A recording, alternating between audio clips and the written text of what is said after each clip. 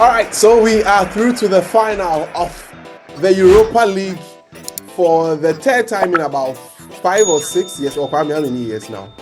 That's about 7 years now. So about 7 years now, yes. But you know what? Hold on. I think you're going to start this whole podcast with "Take Me Home." You usually sing before. Charlie, the way I watch this game, I'm bored, but you will be okay. We are in the final. We should have started with an anthem at first. Charlie. Oh, welcome to United Everything Football. I'm here with 3 very good friends of mine. There is a story behind this panel.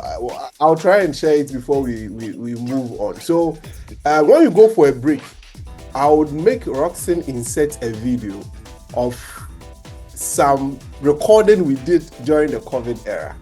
It was just the 3 of us. Myself. Oh, you're going to do this? Oh yes, I have to. And I'll tell you a story before the podcast ends. I'm here again with Kofi Abuaji. Kofi Abuaji, by popular request, people were in the comment section saying they want you back. Now, the other story is that... I did give them. Yeah, you did give them. The other story is that all 3, except me, were in the same secondary school.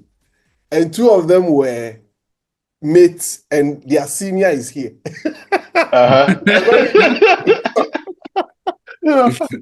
So I am sandwiched in between Fancy Pim boys. MOBA. The school. Yeah. They said The only school in Ghana. People say they are the school. These people say they are the school. No. There's only one school in Ghana. The school that holds the title for Bella. Interco Super Zoo. Basketball. You won everything. The school. All right. So let me introduce Kwame Ado. So the stories are many. So there are 3 friends called Kwames. All right. Kwame Nchubu Esiako, Kwame Bafo, and Kwame Ado.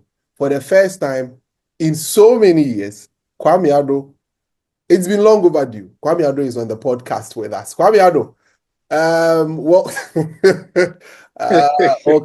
welcome. Thank you. Like you said, it really has been long overdue. It's been a long time. I should have been on the podcast, I think a few on the earlier episode, but we all, as they always say, it's better late than never. Better late than never. Yeah, I am. Kwame Ado is here with us. All right, so we hope you enjoy the podcast today. As usual, you know what to do. Remember to hit the subscribe button and hit the notification bell and be a part of the podcast. Please pause the video. Yes, pause it now. Get subscribed. Hit the subscribe button down there. Yes. And when you are done, go to the like. Like it. Okay, good. We are good to go. We'll be right back after this.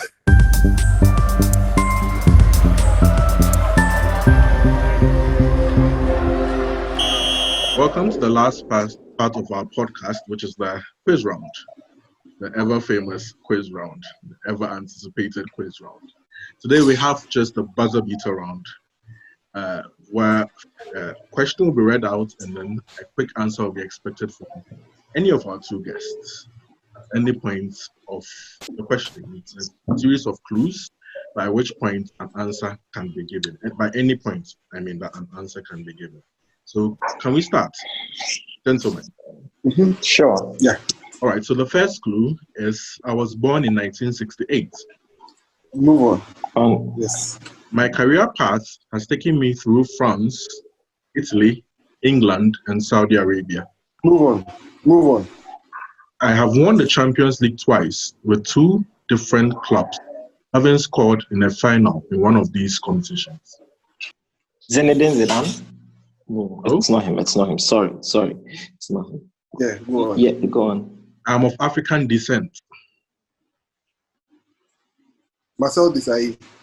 Marcel Desailly is correct.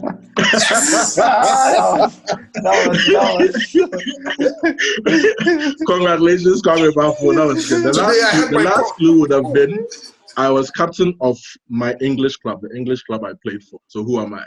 The answer is Marcel Desailly. Yeah, Marcel Desailly. I should have wait. He won the Champions League with who and who? With Marseille and then AC Milan. AC Milan. Okay. He scored in the final against AC Milan, 4-0 win against Barca. Okay. So he was part of the 2003 AC Milan squad that won, right?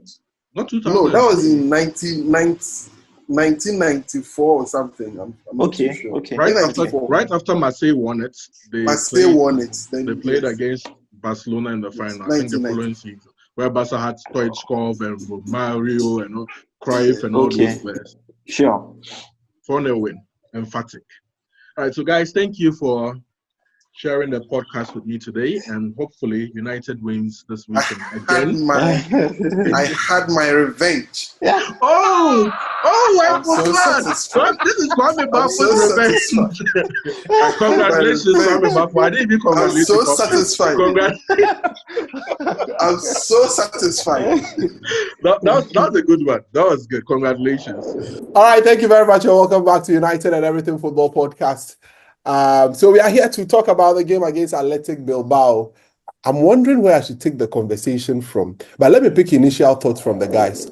Kwame Ado, since you are joining us for the first time on the podcast officially, I mean, on the fan cam, you've been seeing him. He's been releasing some of the few fan cams that we used to share with you some time back. But Kwame, generally, what was your thoughts watching that game? What was going through your mind? Earlier during the day, before the game started, I was having a few conversations with some United fans, right? Mm-hmm. A lot of them were still unsure of the kind of United we were going to see tonight. Mm-hmm. Mm-hmm. Watching the game, they showed the worst side of the United we always see. Panicking, not knowing what to do when they have the ball. Then our biggest fear came to pass. Athletic Club scored the first goal. I know I got a message from a friend saying, Kwame, you see, I told you so. Like, no, relax. There's no way we are going to let a 3-goal lead slip through our fingers. I think Amorim still has a lot of work to do, honestly, because the first half and getting to the middle of the second half wasn't the best. There was a lot of panic within the players. The passes were not going as they should. Dog was poor. Højlund, I don't know. We've run out of excuses for him, but we are grateful for those subs. We are grateful for Mount. We are grateful for Ahmad. They changed the game on the head. I wouldn't say we coached the master class. The scoreline looks brilliant. The scoreline looks perfect, but it's not the master class tactical setup or tactical. How do I put it? Tactical setup we've seen over the past. Can I help you? Sure. We are shithousing our way all the way to the final, basically. Let's call it that. There was I think the Lyon manager described us perfectly by saying we are a moment team, and we picked our moments perfectly. 100%. Brilliant results, but a not so brilliant performance. But onwards and upwards, you're in the final. It's a cup competition, so you take these things. Onwards and upwards. Kofi, the ever optimistic Kofi. Kofi, I mean, you enjoy the game. Yeah. What says you? So, unfortunately, I didn't get to see the first 60 minutes of the game. You're the luckiest man on the planet. You're the luckiest dude on the whole planet, I swear. I was on my way home from work, and then I saw you guys. So by that time, I saw that we're down by a goal already. Yeah. And I was seeing you guys, your comments, and people were saying we're going to bottle it and all that.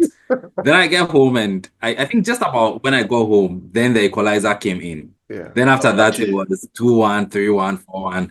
I'm like, what are these guys blabbing about? Like, let me remind you last week. Yeah. Last week also, when you came, you came in the middle of the game, and when you came, the worst part ended.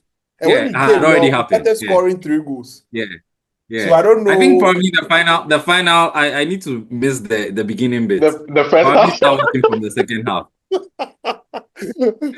Yeah, go on. But like Kwame said, I mean, it's a cup competition, and look, we haven't played well all season. Yeah. It's not this game or the final that we're going to play awesome or excellently.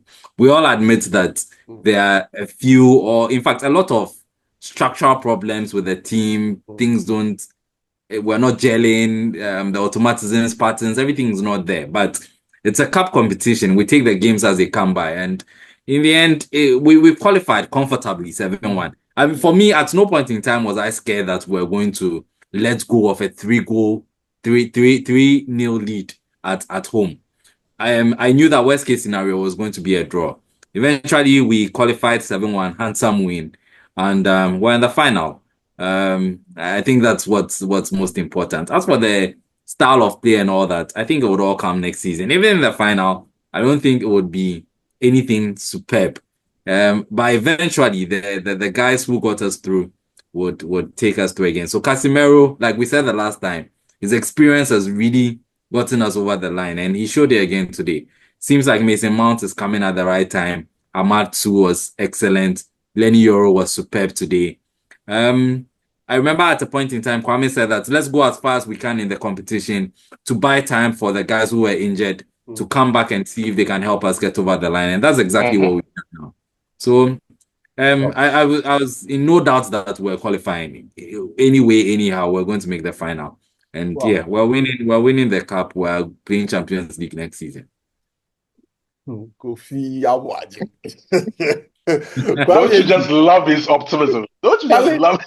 Charlie, I try to be balanced though, but he tries to swing me to a certain. Oh, Charlie, in the cup there, we win and finish. Look, we're winning it. Space is space. Space is space. We'll take time to address that. But Kwame, I mean, I have so many concerns, a lot of concerns. Generally, like any other United fan, we make mention anytime we are talking about this United team. We are ever since Amorim came, we are talking about the first 20 minutes or the last 15 minutes or a certain moment in the game, or which Kwame Ado rightly said that. I think it was the same Ernesto Valverde that made up. Or I don't know if it's the Lyon coach or whichever of the coaches that made that.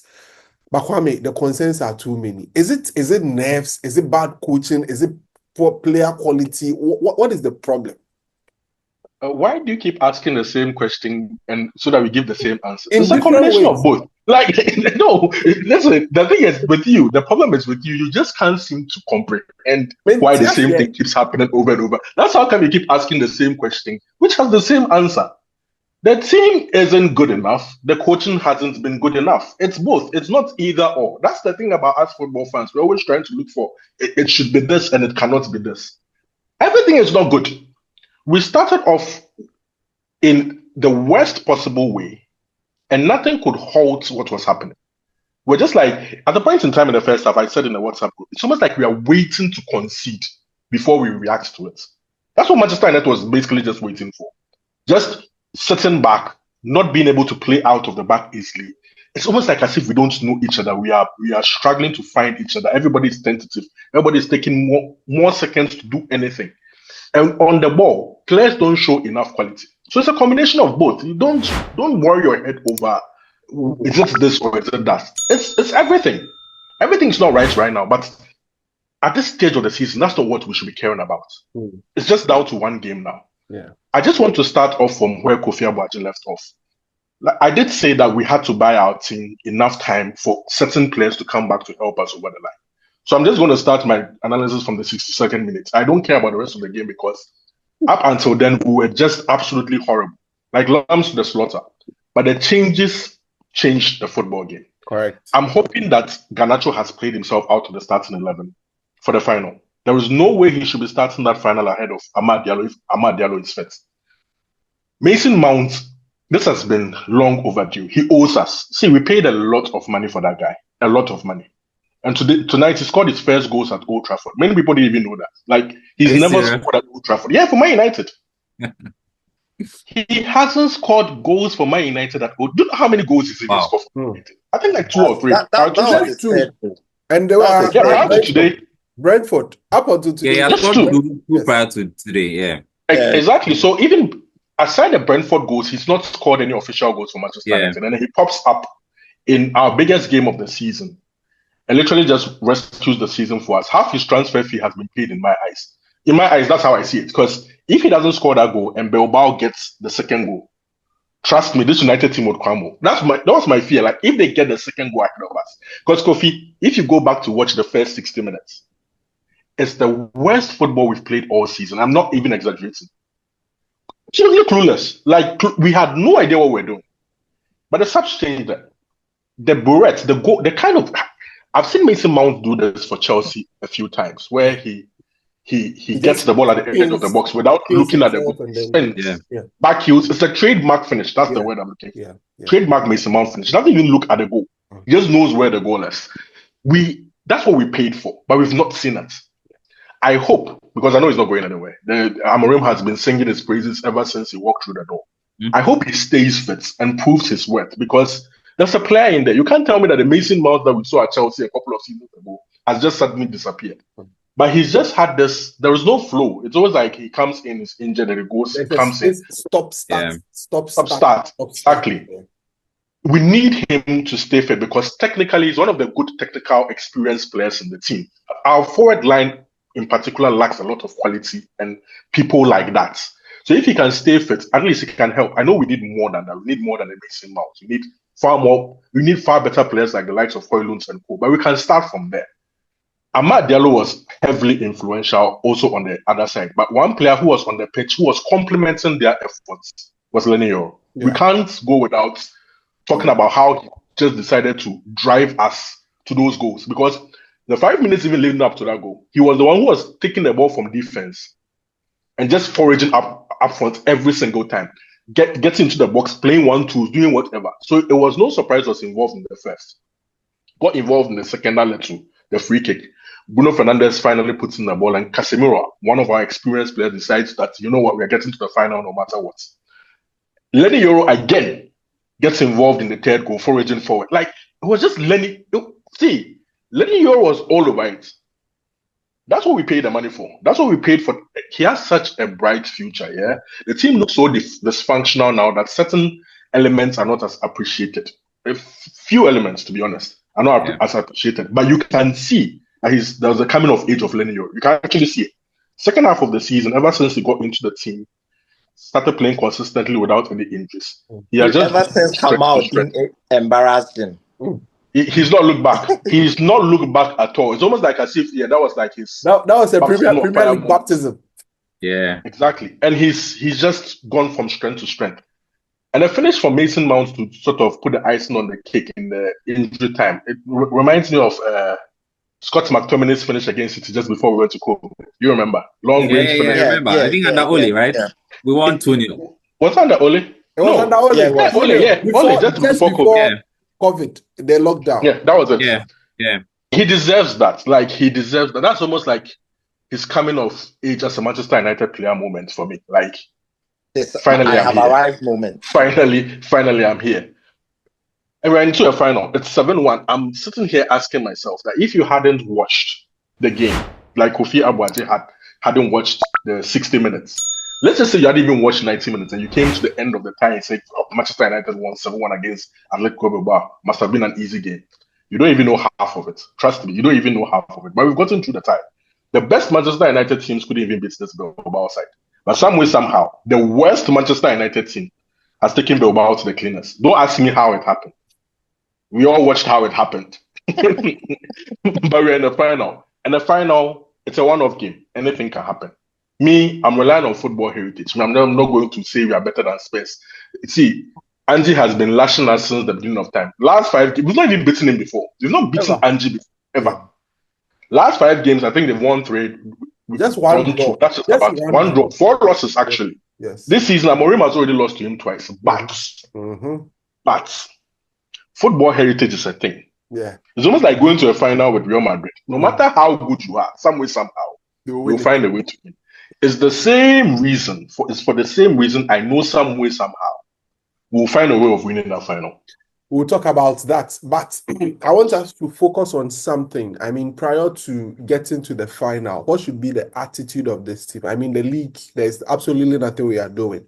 What should be the attitude? What should be the preparation leading towards the final in just 2 weeks? It's just 2 weeks. This week ends, and then the other week. It's on a Wednesday, I think on the 21st of May. We have just about 13 days to get ourselves prepared.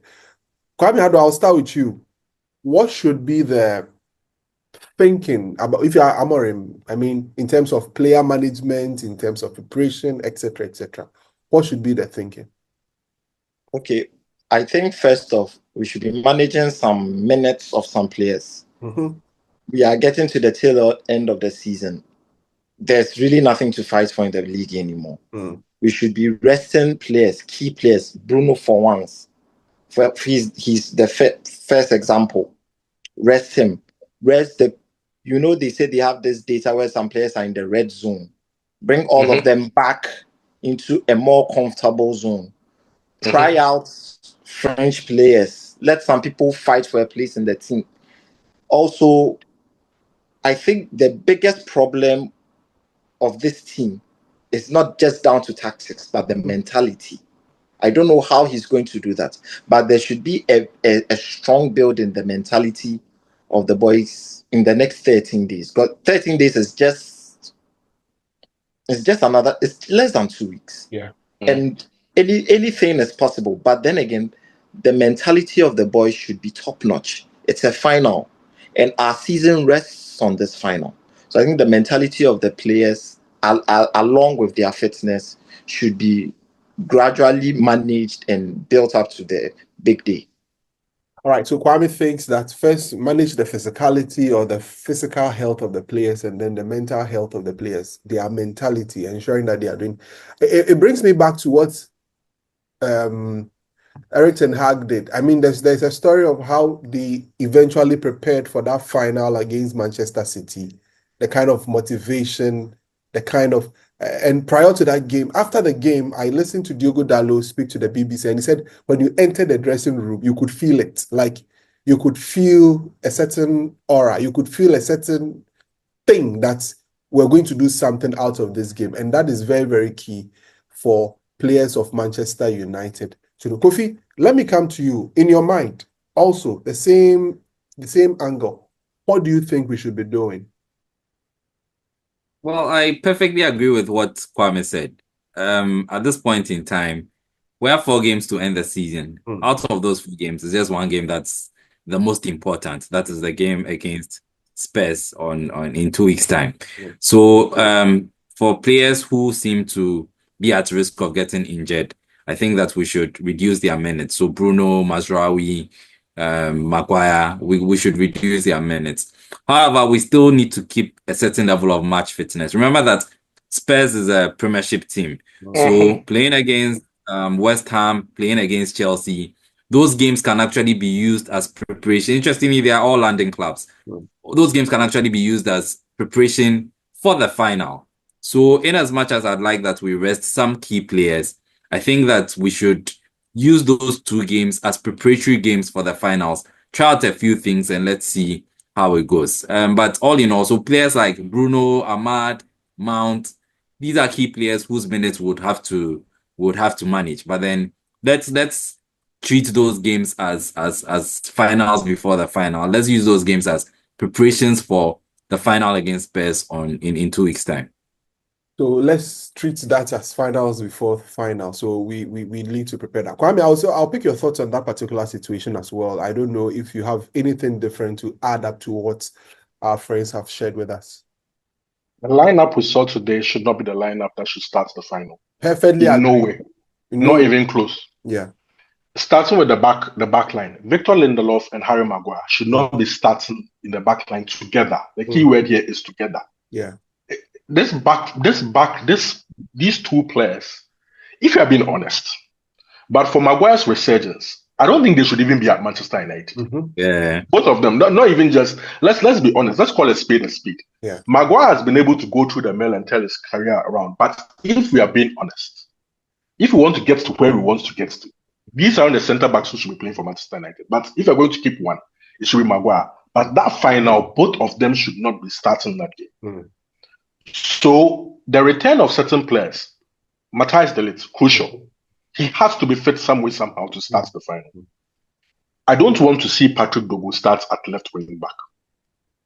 I'd rather see Luke Shaw start at left wing back. So you have to build Luke Shaw's fitness to that level where he can start that football game. If he's capable enough for starting for England, he should be able to. Exactly. That's my point. If you can start for England at the Euros and then sit out the next 3 months, then do the same thing for Manchester United. Start and give your very best. Because Patrick Dogu isn't there yet. It will take a lot of time. A lot of time. So those two positions in particular, we need these two players to be able to start. Otherwise, it's a huge, massive problem. The midfield is going to be the midfield. I hope it just holds up against Premier League opposition. And the key here is, like Kofi said, Premier League opposition. What kind of final is it going to be? Are we going to play the occasion? Because if we play the occasion, like I said before, if we play the occasion, Manchester United wins. But if the game is played like the game is supposed to be played, and it becomes a Premier League game where the physicality, the speed becomes an issue for us, then we'll have a problem. But I believe that football heritage will make sure that it's the occasion that is played. Once the occasion is played, United will win. Forward line, we don't have a choice. The big baby has to start. But I told you that it's good that he scores goals. He has to see, today was a tap-in. I didn't deliberate much on his goal because it was a sitter. I mean, he could never have missed from there. But I still want him to be playing Premier League matches. To get some goals before that final. Because that guy's confidence is completely shot. I don't expect him to sit the next 2 weeks not doing anything, and all of a sudden he turns up with a masterclass at the final. He can't. The only way he can get any form of confidence leading up to that game is to play football games and score football games. That's only 3 league goals. 3 league goals, Kwame. Or was it 4? I don't know. 4 league goals or something like that. Something so pathetic. I think 4 league goals. He has to score league goals leading up to it. So his minutes can be managed with Obi, but I expect him to be playing. Bruno Fernandes, I can understand, because you need Mason Mount to also build up his fitness some way, somehow. So Mason Mount can always play in his step. We have to protect Bruno. Protect him like an egg. Wrap his leg in a cotton wool. Exactly. Ahmad's minutes should also go up leading up to the final because he hasn't played football in a long time. So he can alternate with Garnacho in league games leading up to that. But I expect Ahmad to start ahead of Garnacho. No way Garnacho should be starting that final. So it's going to be a mix of trying to get players up to shape. The players I've spoken about, most of them. The late Luke Shaw, Amad Diallo, Mason Mount, build up their fitness with the remaining league games up to just 2 league games would use to build up their fitness actually because the last games after the final, so that they can start the final. So you don't toss the league games. There's no way you just go like it doesn't matter. It does matter. 40 points go with the tire. 40 points on the favorite. No, you have to win league games. Starting with West Ham. We have to win that to build some confidence. Exactly. You don't toss league games. Win that league game. Especially following this up, you go and lose again another league game. Come on, are we just this up and down? We can't deal with this. Get some sort of momentum. A win against West Ham, probably a draw against Chelsea.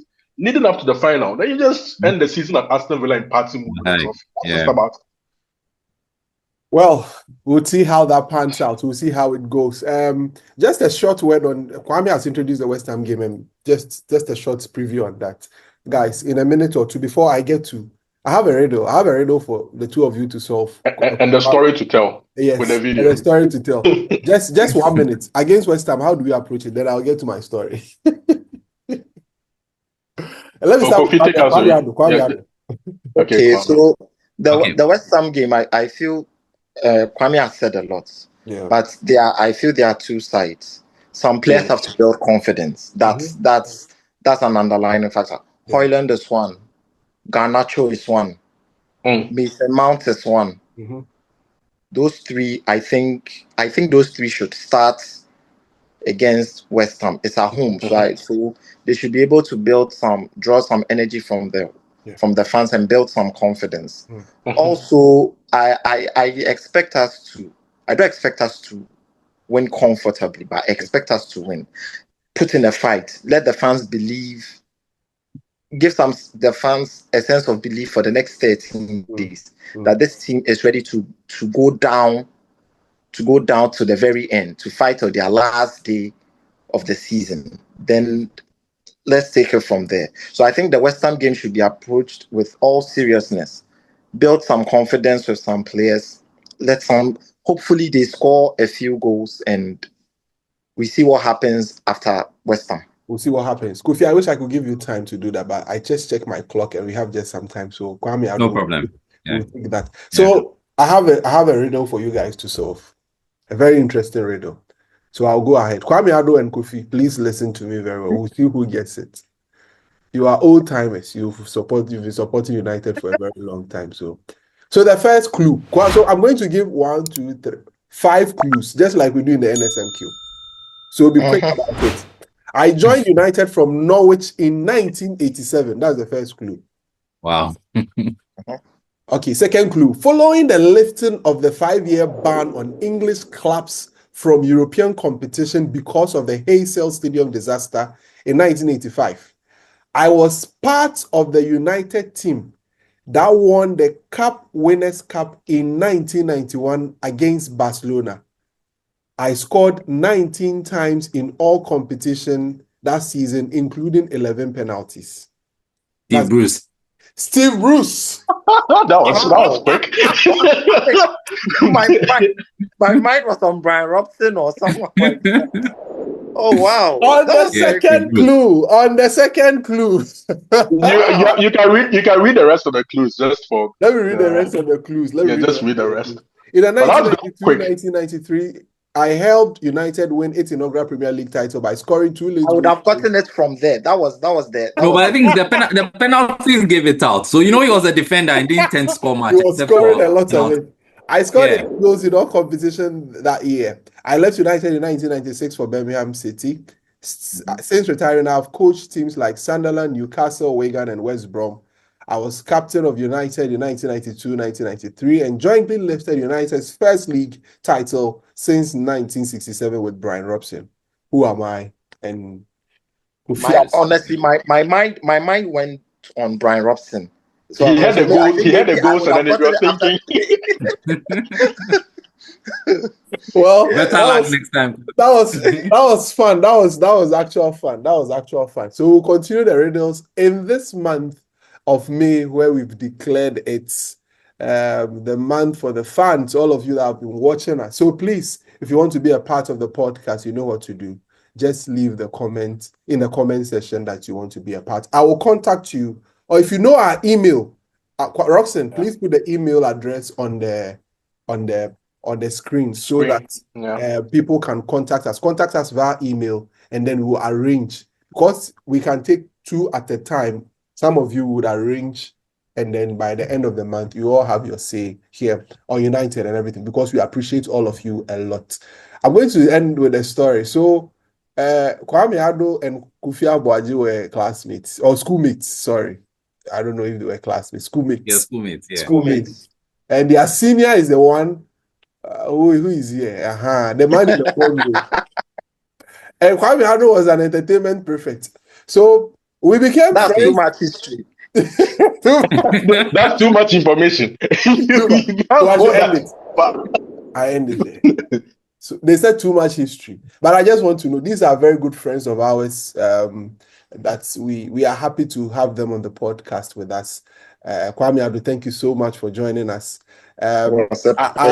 If you enjoyed our AFCON series, it was Kwame Ado and myself. We went to the Ivory Coast together.